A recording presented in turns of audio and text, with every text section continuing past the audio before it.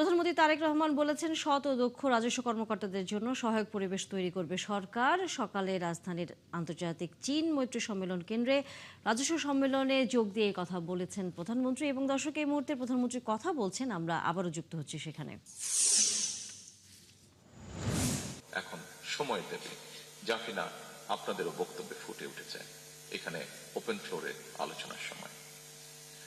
খুব সম্ভবত digital economy, e-commerce, transfer pricing, international taxation, trade finance, financial crime, money laundering, artificial intelligence, এই সবগুলো বিষয় সম্পর্কে সুস্পষ্ট নলেজ থাকাটা বোধ এখন অত্যন্ত প্রয়োজন। উপস্থিতিবৃন্দ, এটি অস্বীকার করার উপায় নেই। বর্তমানে দেশে ট্যাক্স জিডিপি রেশিও এখনো সক্ষমতার তুলনায় অনেক কম। কর ভিত্তি এখনো তুলনামূলকভাবে অনেক সংকীর্ণ। অর্থনীতির একটি বড় অংশ এখনো অনানুষ্ঠানিক। সীমিত সংখ্যক নিয়মিত করদাতার উপরে নির্ভরতা হ্রাস করতে হবে মনে হয়। করদাতা ও রাজস্ব প্রশাসনের মধ্যে আস্থার সম্পর্কেও আরো শক্তিশালী করা প্রয়োজন। সারা বিশ্বে একটি প্রযোজ্য বিষয় হল, আধুনিক কর প্রশাসনের উদ্দেশ্য শুধুমাত্র বেশি কর আদায় নয়, বরং বেশি সংখ্যক মানুষকে স্বেচ্ছায় কর প্রদানে উৎসাহিত করা। একজন করদাতা যিনি নিয়মিত কর আদায় করছেন, রাষ্ট্র যেমন তাকে সম্মানিত করবে, একইভাবে যিনি ইচ্ছাকৃতভাবে কর পরিহার করছেন, তাকেও কর প্রদানের জন্য যথাযথভাবে উদ্বুদ্ধ বা আগ্রহী করে তোলা প্রয়োজন। এটিও আমাদের ওপেন ফ্লোর ডিসকাশনের মধ্যে উঠে এসেছে। রাষ্ট্র যেমন তাকে সম্মানিত করবে, একইভাবে যিনি ইচ্ছাকৃতভাবে কর পরিহার করছেন, তাকেও কর প্রদানের জন্য যথাযথভাবে উদ্বুদ্ধ বা আগ্রহী করে তোলা প্রয়োজন। এটিও আমাদের ওপেন ফ্লোর ডিসকাশনের মধ্যে উঠে এসেছে। কর ব্যবস্থাপনা কিংবা কর আদায় পদ্ধতি সহজ এবং দুর্নীতি ও হয়রানিমুক্ত হওয়া প্রয়োজন, যাতে মানুষ স্বেচ্ছাপ্রণোদিত হয়ে কর আদায় স্বাচ্ছন্দ্য বোধ করেন। আমার কাছে মনে হয়, একই করদাতার উপরে বারবার করের বোঝা না বাড়িয়ে রাজস্ব বৃদ্ধির নীতি টেকসই একই করদাতাদের উপর বারবার করের বোঝা বাড়িয়ে রাজস্ব বৃদ্ধির নীতি খুব সম্ভবত টেকসই পদ্ধতি নয়, বরং কর প্রদানে সক্ষম ব্যক্তিদেরকে শনাক্ত করে তাদেরকে যথাযথ নিয়মে করের আওতায় আনার ব্যবস্থা করার কার্যক্রম উদ্যোগ গ্রহণ করা বোধহয় অত্যন্ত প্রয়োজন। এই জন্য ডিজিটালি আধুনিক ডাটা ভিত্তিক কর প্রশাসন গড়ে তোলার খুব সম্ভবত কোনো বিকল্প নেই। সম্মানিত উপস্থিতিবৃন্দ, ভ্যাট আধুনিক অর্থনীতির গুরুত্বপূর্ণ একটি রাজস্ব উৎস। তবে ভ্যাট ব্যবস্থাপনার সফলতা নির্ভর করে এর কার্যকর বাস্তবায়নের উপর। ভ্যাট প্রশাসনের জটিলতার কারণে যাতে ব্যবসা বাণিজ্য বাধাগ্রস্ত না হয়, সেটিও আপনাদেরকে কষ্ট করে নিশ্চিত করা প্রয়োজন। কাস্টমস, ভ্যাট কিংবা ট্যাক্স আদায় শুধু এনফোর্সমেন্টের বিষয় নয়, বরং রাজস্ব ব্যবস্থাপনার উপরে ভ্যাট ট্যাক্স দাতাদের আস্থা ও বিশ্বাসের সম্পর্ক তৈরি হলে রাজস্ব আহরণ অনেক সহজ হয়ে যায়। সুতরাং দক্ষ ব্যবস্থাপনার মাধ্যমে জাতীয় রাজস্ব বোর্ডকে এমনভাবে গড়ে তোলা প্রয়োজন, যেখানে মানুষ এই প্রতিষ্ঠানকে ভয় না করে বরং বিশ্বাস করবে। উপস্থিতিবৃন্দ, আমি আশা করি দেশের স্বার্থে আপনারা এনবিআরকে জনগণের আরো বিশ্বস্ত এবং আস্থাভাজন প্রতিষ্ঠানে পরিণত করতে সক্ষম হবেন। ব্যক্তি স্বার্থের চেয়ে প্রতিষ্ঠান তথা সবার আগে দেশের স্বার্থ রক্ষা করা প্রয়োজন। উপস্থিতিবৃন্দ, একটি বিষয় ওপেন ফ্লোর ডিসকাশনে একটি বিষয় উঠে এসেছে। আমাদের ইন্টারিম গভর্নমেন্টের সময় এই ডিপার্টমেন্টে একটি ঘটনা ঘটেছিল। ঘটনাটিকে আমরা দুঃখজনক ঘটনা বলে অভিহিত করতে চাই। আমি আগেই বলেছি, সরকার চায় সকলকে সাথে করে নিয়ে বাংলাদেশকে গড়ে তুলতে। প্রত্যেকটি মানুষের কন্ট্রিবিউশনকে সম্মানের সাথে দেখতে চায় সরকার। সমস্যা আছে, সমস্যা থাকবেই।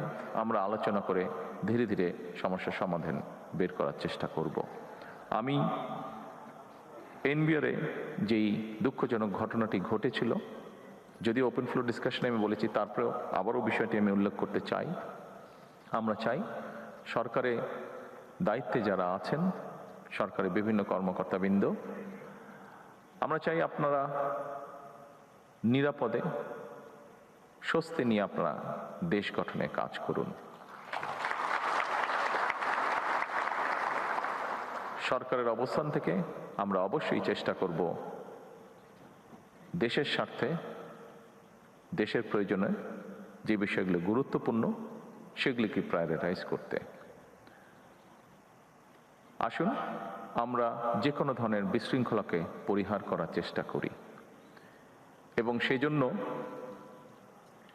যদি সরকার প্রয়োজন মনে করে, অবশ্যই সরকার ভবিষ্যতে যাতে এই ঘটনাকে পরিহার করা যায়, বর্তমানে যাতে সকলকে স্বস্তিতে কাজ করার পরিবেশ করে দেওয়া যায়, তার জন্য প্রয়োজনীয় পদক্ষেপ সরকার গ্রহণ করবে ইনশাআল্লাহ।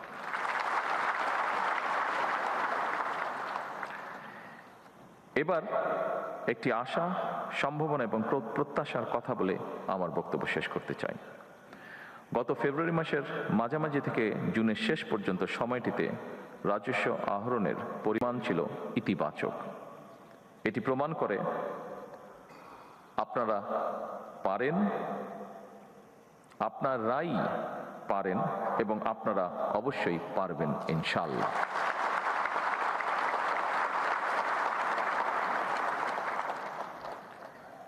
আমাদের সকলের প্রয়োজন দেশপ্রেম এবং আন্তরিকতা। আসুন সমৃদ্ধ বাংলাদেশের স্বার্থে আমরা সবাই মিলে একটি শক্তিশালী রাজস্ব ব্যবস্থা গড়ে তুলি।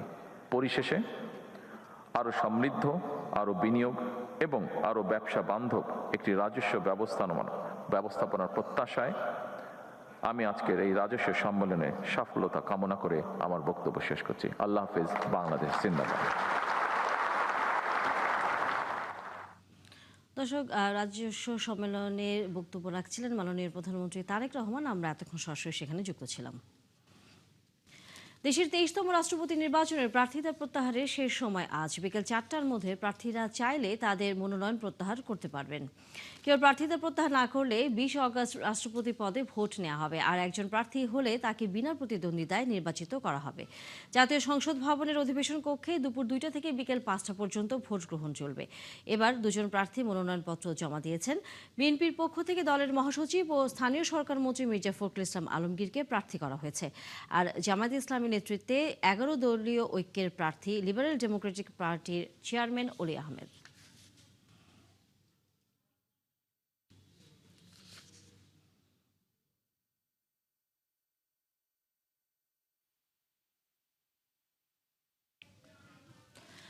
নারীবান্ধব 14টি পিং বাস দিয়ে শুরু হলেও আগামী 6 মাসে এই বহরে 100 বাস যুক্ত করার কথা বললেন সড়ক ও পরিবহন মন্ত্রী শেখ রবিউল আলম। রাজধানীর তেজগাঁও বিআরটিসি ডিপোতে বিআরটিসির বিশেষ এই বাস সার্ভিসের উদ্বোধনে এ কথা বলেন মন্ত্রী।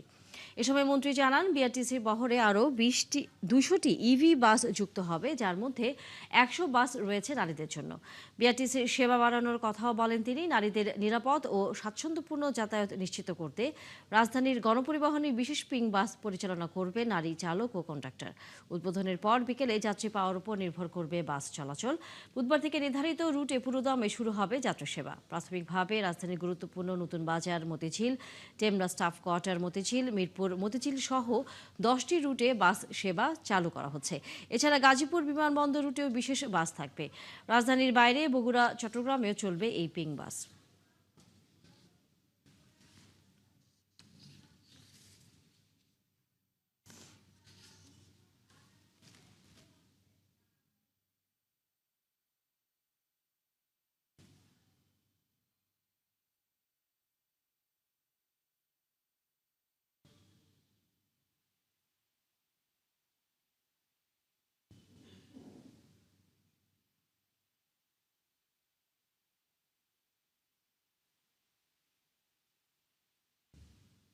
10টা বাস আসলে 10টা বাস কখনোই এনাফ না। আমার মনে হয় আরো বাস যুক্ত করা উচিত। তবে এখন যেহেতু এটা শুরু হয়েছে, আমার মনে হয় আস্তে আস্তে এটা আরো বাড়বে এবং নারীরা যখন সাবধানে স্বাচ্ছন্দ্যে চলাফেরা করতে পারবে তখন সরকার থেকে আমার মনে হয় এই উদ্যোগটা নেওয়া হবে বাস আরো বাড়ানোর। ভাঙা ভাঙা বডি ফিটনেস যে গাড়িগুলি, এগুলি আসলে নতুন গাড়ি পাইলেই অনেক যাত্রী নিয়ে পারাপারি কারাকারি করে, যেন আমাদের মহিলাদের অনেক সম্মান দেয়, প্রথম অবস্থায় আমাদের চাপ না দেয়। তাহলে আমরা যদি এরকম সম্মান পাই তাহলে আরো উৎসাহিত বাড়বে গাড়ি চালানোর জন্য। দর্শক, বিরতির আগে আমরা যেমনটা বলছিলাম যে বর্তমান সরকার নারীদের বাস সার্ভিস চালু করার জন্য এর মধ্যে 10টি রুটে বাস পিঙ্ক বাস সার্ভিস চালু করেছে এবং তার উদ্বোধন করেছেন কিছুক্ষণ আগে মাননীয় মন্ত্রী। আমরা সেই বিষয়ে বিস্তারিত জানবো। আমাদের সহকর্মী সাজিদ সরকার যুক্ত হচ্ছেন আমাদের সাথে।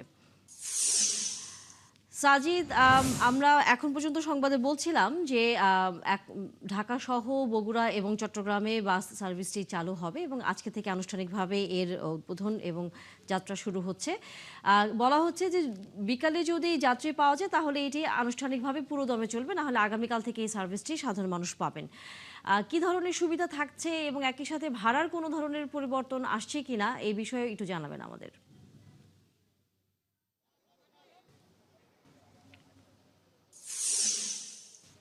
তানিয়া, আপনি দেখেছেন ইতিমধ্যেই বাসগুলো চালু হয়েছে এবং এই বিআরটিসি বাস ডিপো তেজগাঁ, সেখান থেকে বাসগুলো একে একে বের হতে শুরু করেছে। অর্থাৎ বিকেল থেকেই রাজধানীর প্রায় 9টি বা 10টি রুটে কিন্তু এই বাসগুলো চলাচল করবে। আমরা দেখছি যারা নারী চালক এবং কন্ডাক্টর এবং যাত্রীরাও কিন্তু এই বাসগুলোতে ইতিমধ্যেই উঠে বসেছেন।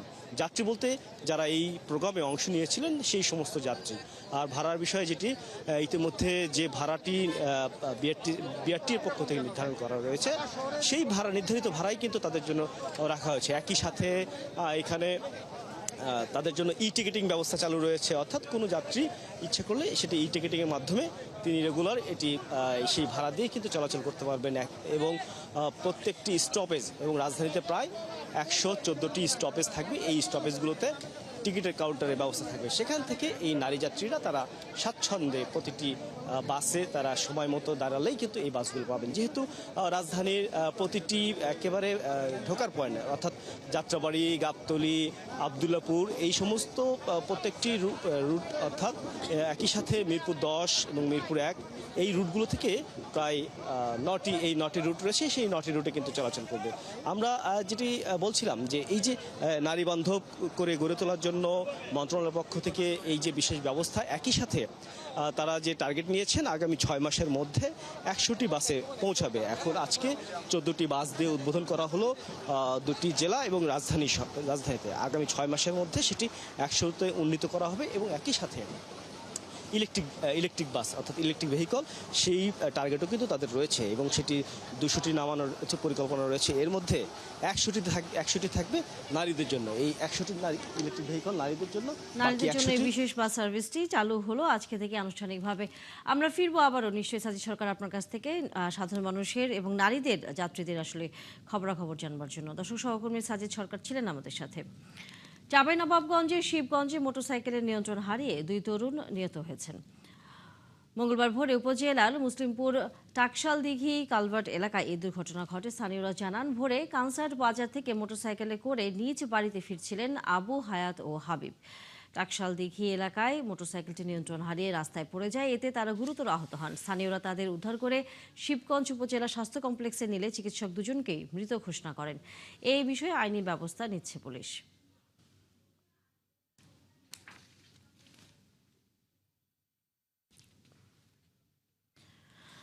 দর্শক, নারায়ণগঞ্জের সোনারগাঁয়ে ট্রাফিক ব্যবস্থাপনায় অটো ফাইন সিস্টেমের উদ্বোধনে বক্তব্য রাখছেন স্বরাষ্ট্রমন্ত্রী সালাউদ্দিন আহমেদ। আমরা যুক্ত হচ্ছি সেখানে।